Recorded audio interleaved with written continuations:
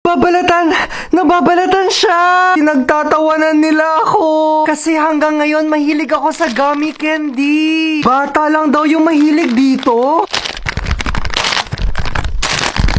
Tara! Tikman natin! Purple grape flavor. Nakakaaliw! Nababalatan siya! Ito yung laman niya, oh!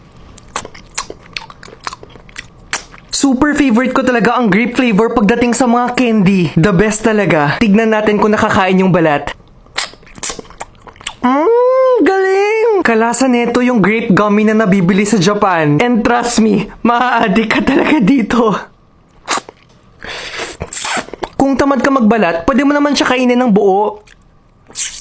Passion fruit flavor. Oh my God, ang cute! May seeds siya sa loob. Para siyang totoong passion fruits. Tignan mo, may buto talaga siya. Wow! May pagkaasim-asim siya. Parang yung totoong fruit mismo.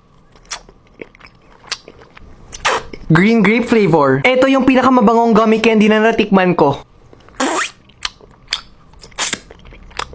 Kalasa nito yung purple grape pero mild lang siya. Next level gummy candy talaga to. Hindi to pucho-pucho. Magkaka-diabetes ako ng de oras nito. Pero ang sarap!